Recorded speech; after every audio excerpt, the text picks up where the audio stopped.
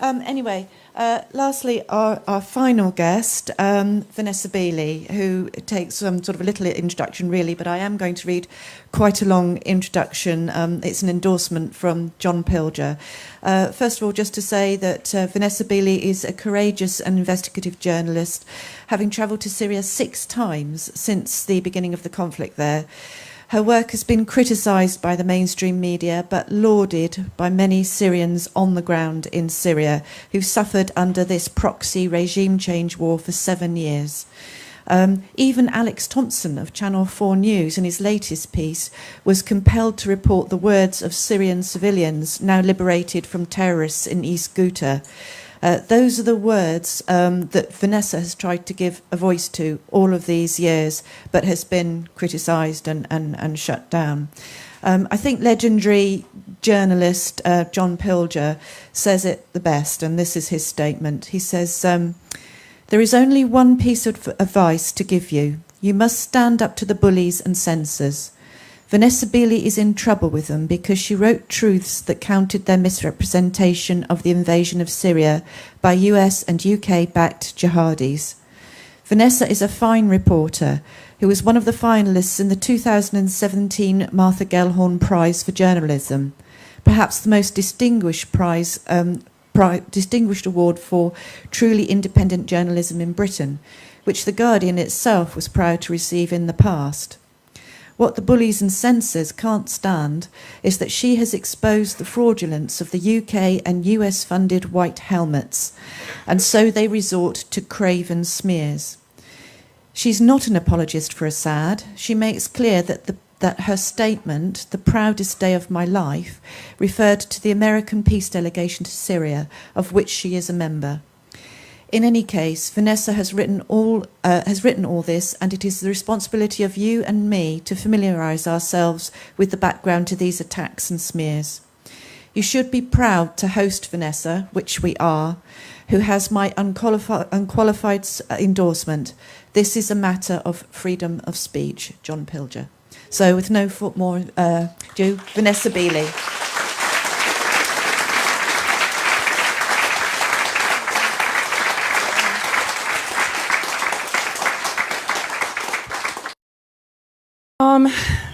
A bit overwhelmed by that. John Pilger has been a hero of mine since I could read, basically. Incredibly humbled by that, and humbled by the presence of everyone here, showing a determination to defend free speech and the right of everyone to express themselves and to express an opinion. Even if we do disagree with it, that person should have the right to express that opinion without feeling intimidated, without feeling threatened, and without feeling inhibited. So thank you all for coming here today and proving that free speech is still something that we all should be striving for. The first point that I would like to make is that on the 21st of May, 2018, we saw the first terrorism-free sunset in Damascus for 7 years.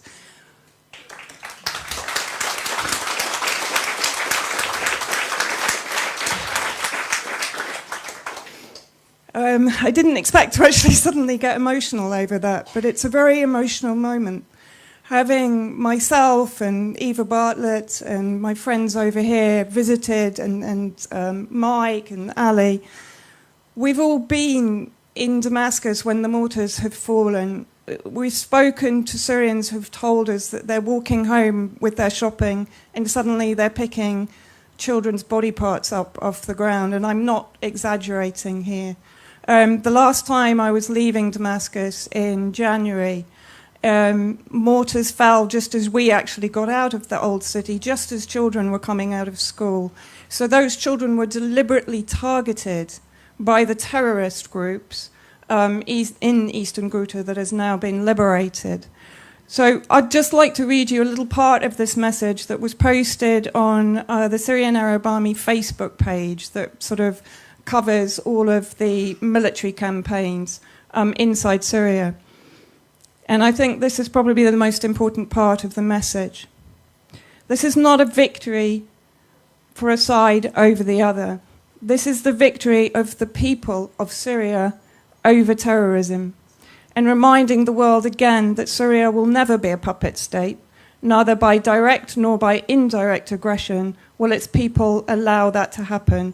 And its military, aided by its allies, will uphold their constitutional duty to make sure, no matter how dark it gets, Syria will prevail.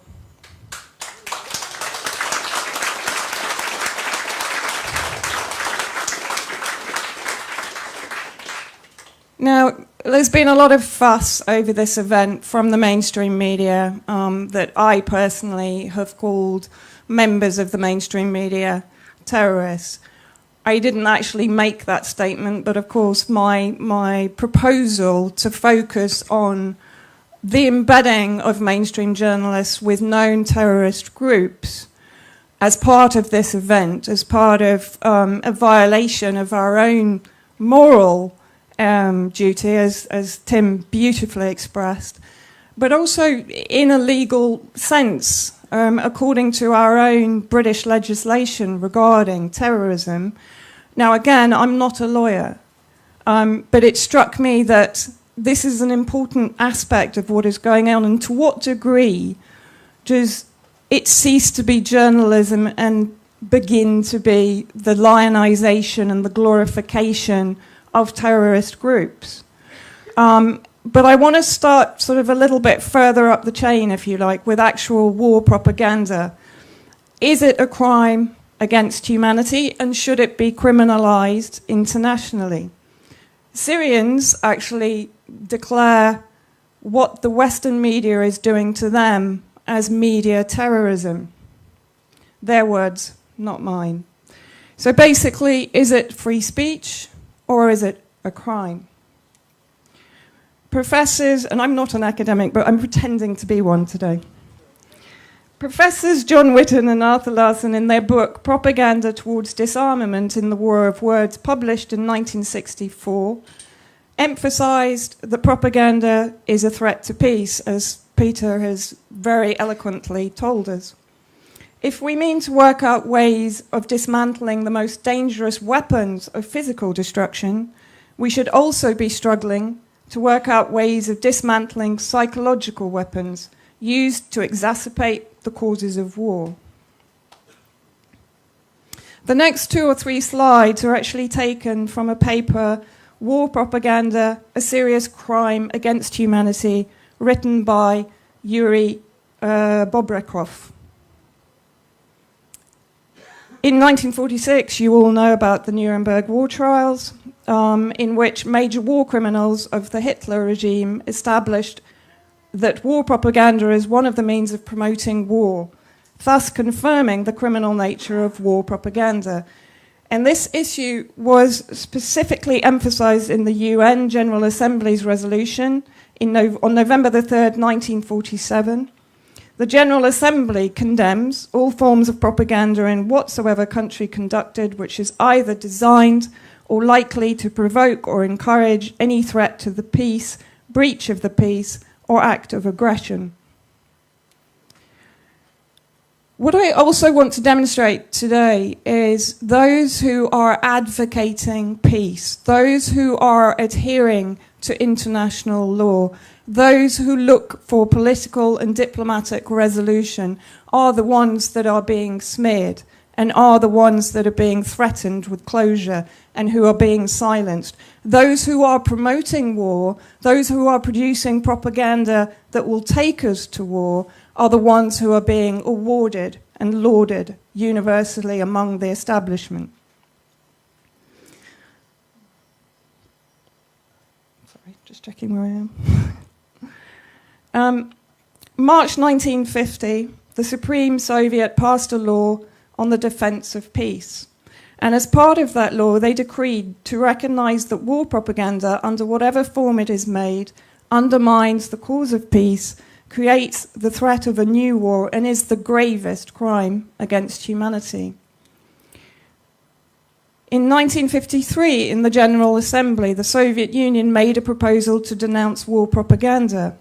A Soviet draft definition of aggression presented to the UN General Assembly in 1957 defined war propaganda as ideological aggression. By this definition, the state is considered to have committed ideological aggression if it encourages war propaganda, encourages propaganda of using atomic, bacteriological, ironic, chemical, and other kinds of mass extermination weapons. Or C, stimulates propaganda of fascist Nazi views, racial or national superiority, hatred and disdain for other peoples. I would argue that is exactly what our mainstream media is doing in lionizing the terrorists and their messages and giving a platform for their messages from inside Syria. Even though this resolution was in an alignment with the UN Charter, that all member states have a duty to preserve peace, it was blocked by Western states.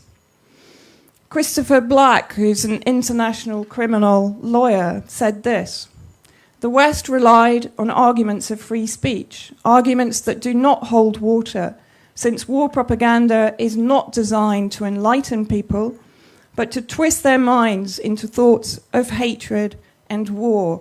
It's a dehumanization process.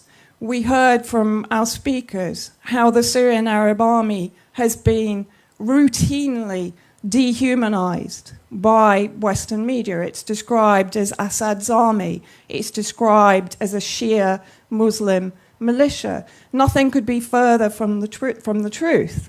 The army is an army of conscripts. It comes from the Syrian people. It is made up, as all of Syria is, of a wide spectrum of all communities within Syria, and actually the majority of the Syrian Arab Army are Sunni Muslim.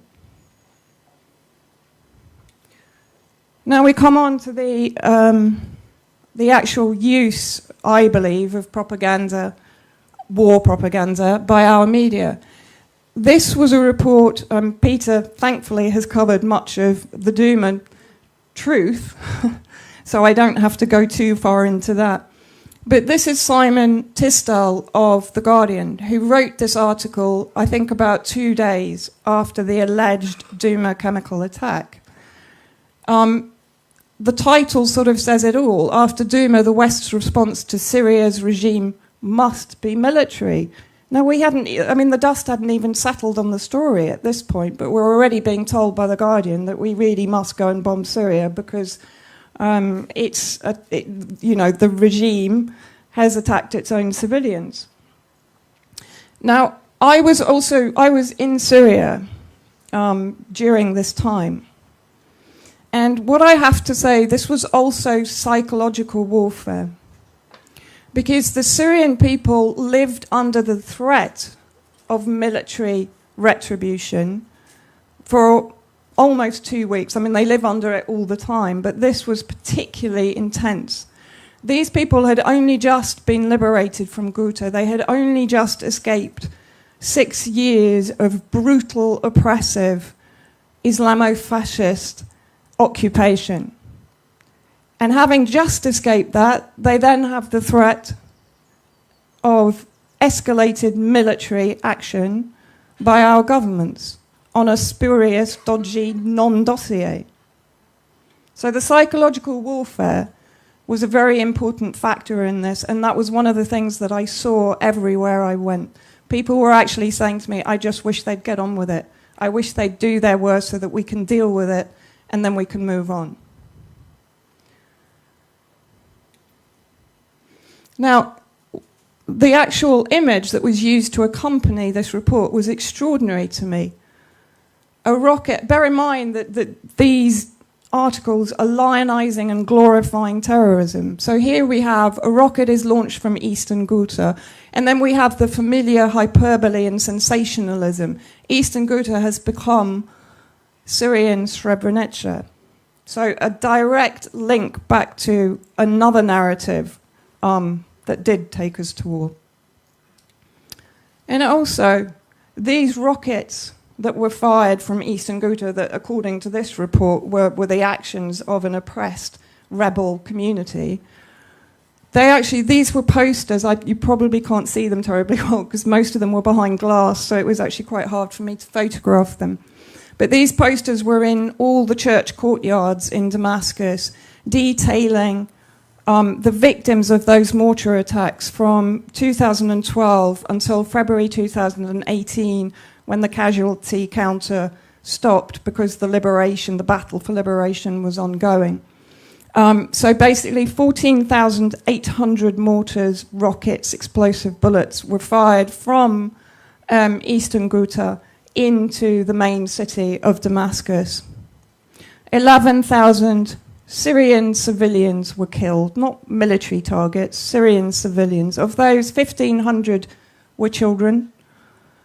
30,000 are permanently disabled. And when I say permanently disabled, I mean missing limbs. I mean children, 16-year-olds. One girl in January lost, I believe, both her legs in these attacks.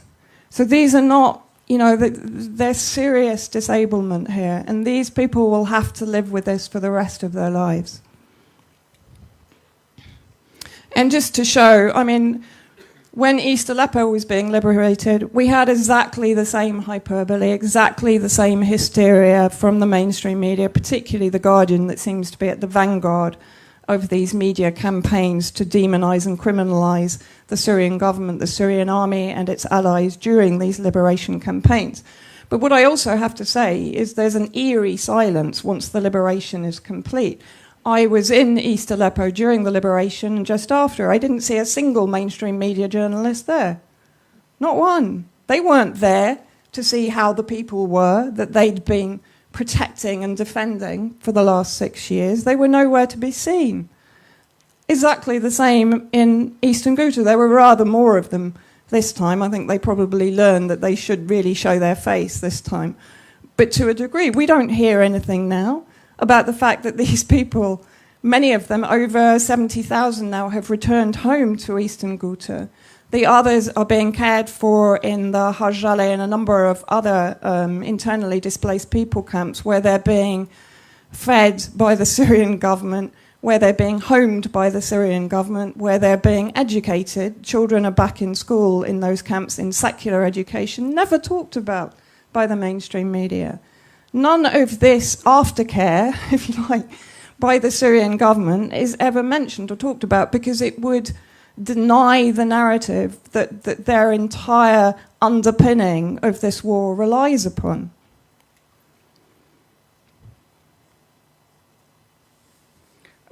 This is just an example of the rhetoric employed by Tistel to manufacture consent for war. I'll just read through them very quickly.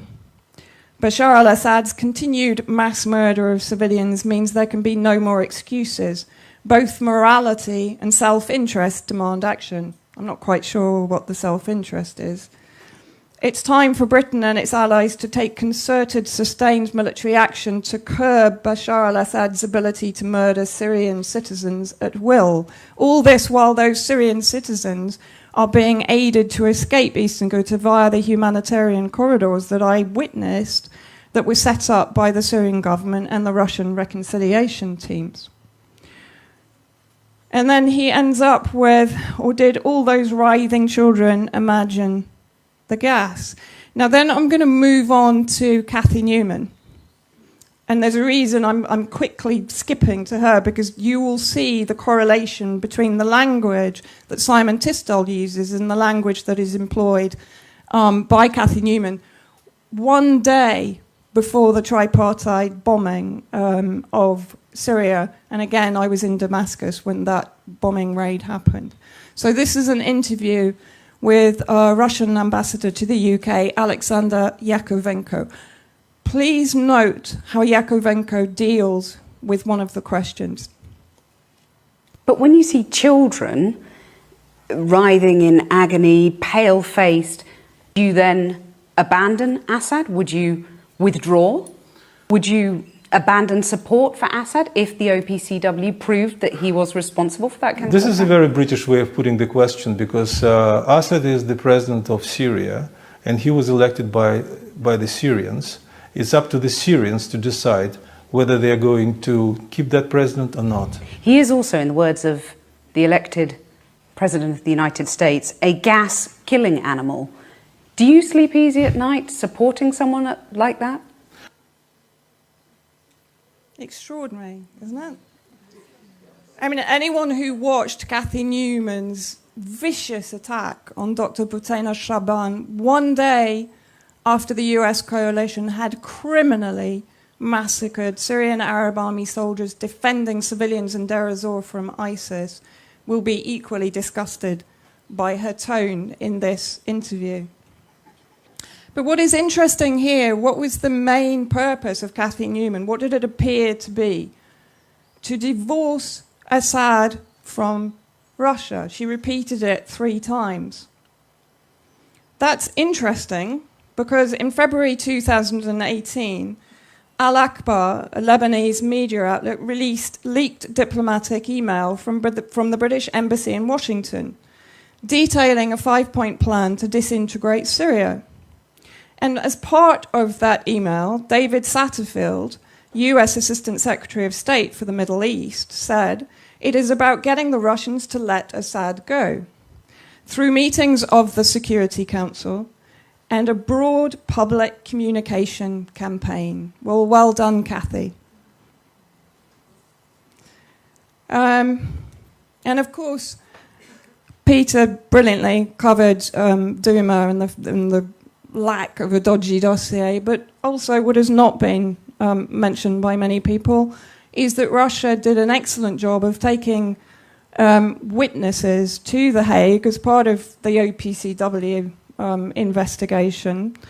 And among those was Hassan Diab, who was actually the little boy in the videos that were used to justify the tripartite attack on Syria. And he basically testified, as they all did, as did all the doctors and medical staff that myself and Eva, Bartlett, Robert Fisk have spoken to, that this was not a chemical weapon attack, that this was an ordinary attack during the liberation campaign. The children came in with smoke inhalation problems, and they were being treated. And then suddenly the white helmets broke on the scene, along with a number of other actors, and started dousing them in water.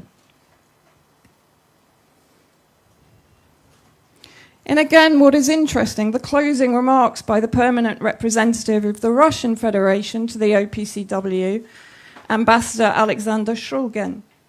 He talks about the fact that at all costs, they mustn't allow a Cold War to develop into a hot war. This is the language of peace, which we don't hear from our officials and our media, ever. Or rarely, I should say, before I'm done for libel over that one.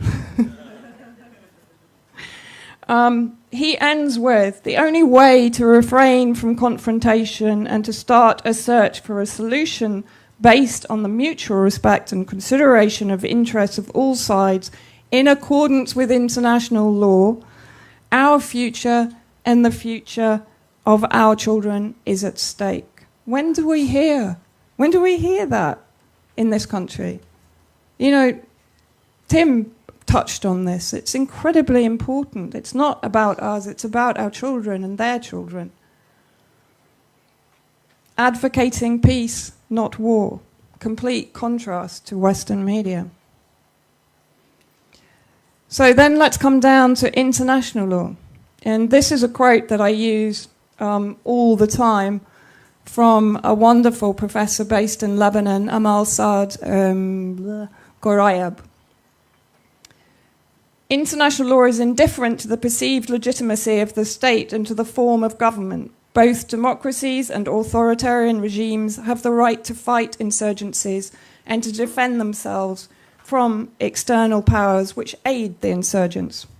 Either way, it falls under the domestic jurisdiction of the state. Foreign powers are prohibited from assisting insurgents. The General Assembly Resolution 2131 declares that no state shall organise, assist, foment, finance, incite or tolerate subversive, terrorist or armed activities directed towards the violent overthrow of the regime of another state or interfere in civil strife in another state.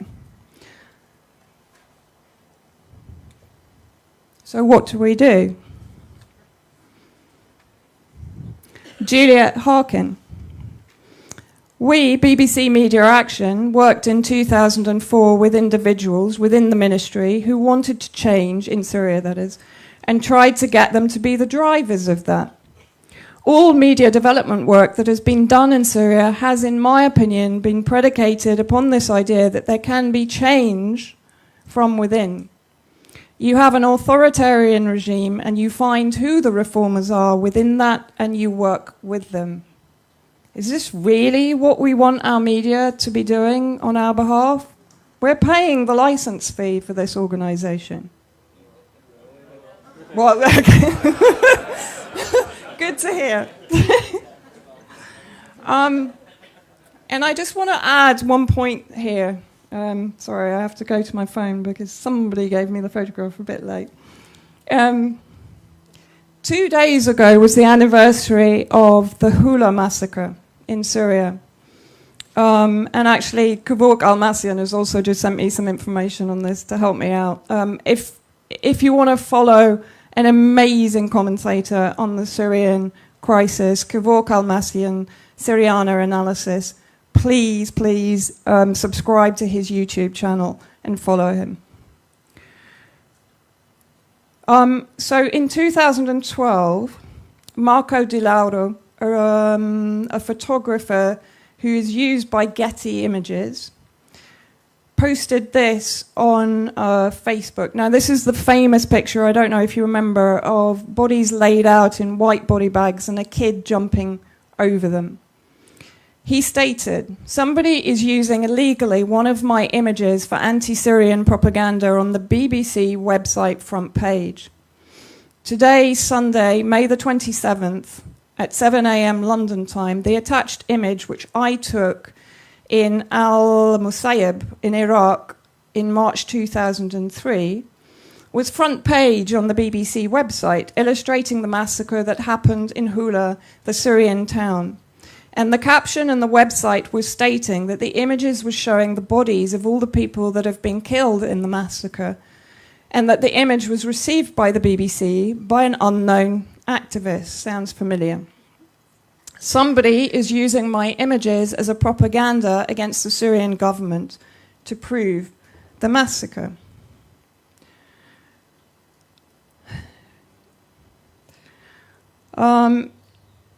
On June the 8th and 14th, the Frankfurter Allgemeine Zeitung, I don't know if I pronounced that correctly, a leading German daily, published 2 reports based on the statements of anonymous eyewitnesses who claimed that members of the armed opposition had committed the massacre and then blamed it on the Syrian government.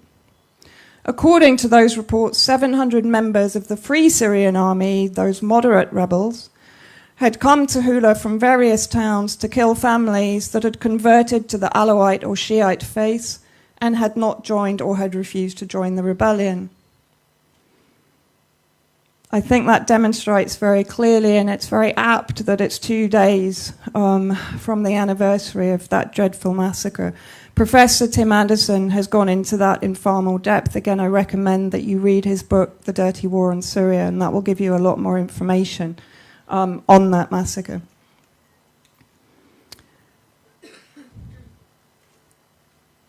This is Jaish al-Islam that occupied Douma, where the alleged chemical weapon attack took place, and where I actually visited 3 Jaish al-Islam chemical weapon manufacturing sites. And I was told by a number of civilians from that area and from surrounding areas that the terrorists used chemical weapons against the civilians in order to blame it upon the Syrian government and the Syrian army. I was given that testimony many times, so was Eva Bartlett, from people from a number of different districts, different families, not related. And so it must be taken into account.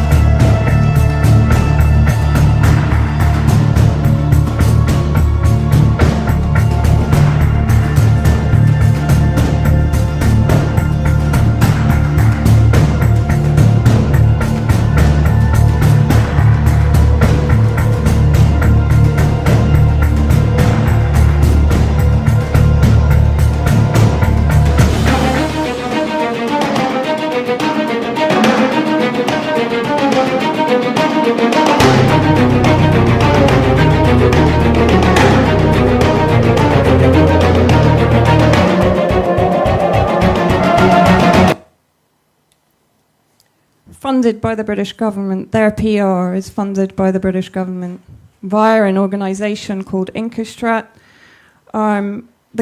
through the Conflict and Stability Fund. The government is spending 2.4 million on private contractors. This is taken from the Guardian article that was written by a team led by Ian Cobain. The government is spending 2.4 million on private contractors working from Istanbul to deliver strategic communications and media operations support to the Syrian moderate armed opposition. Jaish al-Islam group was named as among those who were receiving that PR help. The British government endlessly claims non-lethal aid, that it's providing non-lethal aid to the opposition inside Syria. But the lionisation, the glorification of these brutal sectarian forces must be considered lethal for the Syrian people. Very recently, Peter Hitchens leaked the story that the Syrian Observatory for Human Rights, one of the primary providers of narrative and information to all the governments working for regime change in Syria, and pretty much all the media and the UN, the think tanks, etc., was funded by the British government almost 200,000 in 2012. So yet again, we're seeing the British government funding a number of these narrative-producing organisations who are misleading us and misinforming us on the Syrian war. The Syrian Observatory for Human Rights, the UN actually stopped using them because he was conflating the casualty figures of the armed fighters with civilians. So it became clear that the number of civilian deaths was being inflated by the use of the deaths of the armed militants included in those civilian figures. And here we come again. The Conflict, Stability and Security Fund. Here funding, this is between 1st of April 2017 to March 2020.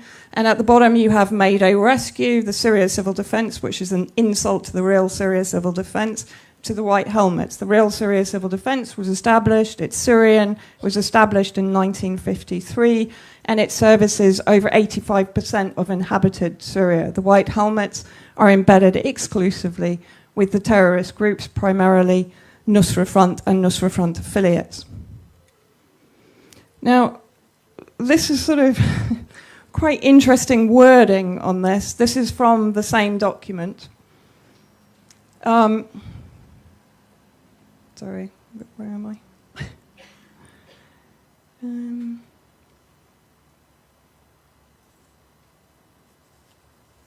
What is important here? You have the wording here that Human Rights Watch and Amnesty International have stated that the White Helmets are their most routinely reliable source for reporting. Now, Amnesty International and Human Rights Watch, I won't spend too much time on them now, but they are basically a revolving door construct designed to facilitate a number of these military and proxy military interventions in target nations. We've seen them being used in Libya and in Iraq, and now overwhelmingly inside Syria. And interesting that they're stating that the White Helmets are their most routinely reliable source, an organisation that is embedded with terrorist organisations. But this is particularly interesting. The White Helmets provide essential corroboration. Corroboration. It's a really odd term. That strikes were not targeting Daesh, but moderate opposition entities. That strikes me that the White Helmets are corroborating the UK government party line on Syria. I mean, shouldn't it be the other way round, that evidence on the ground dictates policy rather than policy dictates the evidence from on the ground? Or am I being a little bit naive on that? And equally, that they provided confidence to statements made by the UK and other international leaders made in condemnation of Russian actions. Further corroboration.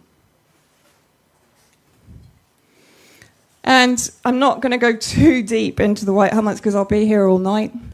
But basically, this organisation has been proven to have participated in a number of terrorist atrocities against Syrian civilians and against prisoners of war. Executions that their founder has excused because apparently these murdered civilians by terrorist groups were tried and sentenced to death in a local Sharia court. Well, that makes it okay then.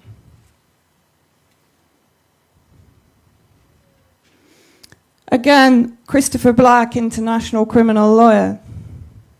The other actions of White Helmets, as testified to by Syrian civilians, abuse, torture, kidnapping, murder of captured combatants and non-combatants, are crimes under the ICC statute dealing with war crimes and crimes against humanity, Articles 6 through to 8. Our own statement questioned the embedding of journalists with terrorist groups. I've forgotten, I think it was Tim that mentioned Krishnan Gurumurthy and Nur al-Din Zinki. Martin Chulov, one of The Guardian's favourites for reporting on the Syrian war. I wrote an article a while back, Syria, The Guardian journalist who takes afternoon tea with ISIS and survives. How did Martin Chulov survive mingling with extreme terrorist groups like ISIS, like Al-Qaeda? He entered Syria illegally, so he was dependent upon those groups to get him into the areas that he went to. At the time, when other people, other journalists like James Foley, Stephen Sotloff, that's one, were being captured and were being beheaded. John Cantley was captured at that time and is still apparently a captive of ISIS. Somehow Martin Chulov escaped all of these ramifications of being associated with these terrorist groups. But not only that, when I actually went through the time that he spent in East Aleppo and I correlated it with civilian testimony from Western Aleppo of atrocities that were committed by the terrorist groups, I discovered that basically Martin Chulov was often with the terrorist groups when they committed those crimes against the Syrian people and against the Syrian army that were defending the Syrian people. For example, the bombing or the underground detonation of the Carlton Hotel, one of the most iconic landmarks, nestling at the sort of base of the Aleppo citadel in the old city.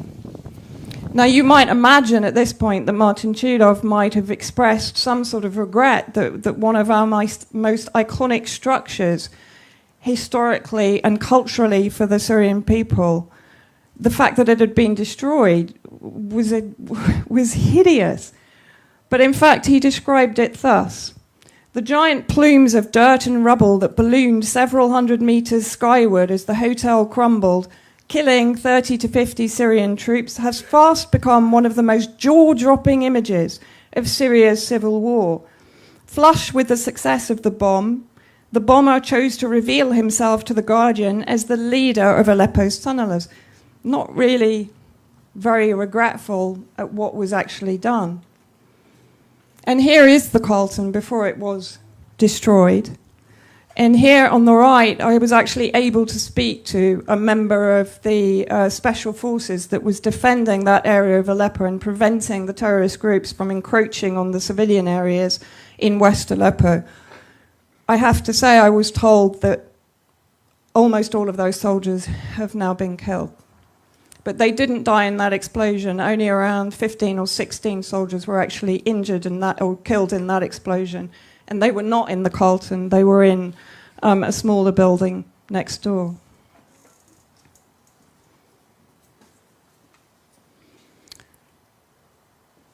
This is a very recent, that Mike pointed out to me, sort of infomercial from the DFID, talking about the 2.71 billion that has been spent in the region, most of it in Syria, since 2012, from the British people.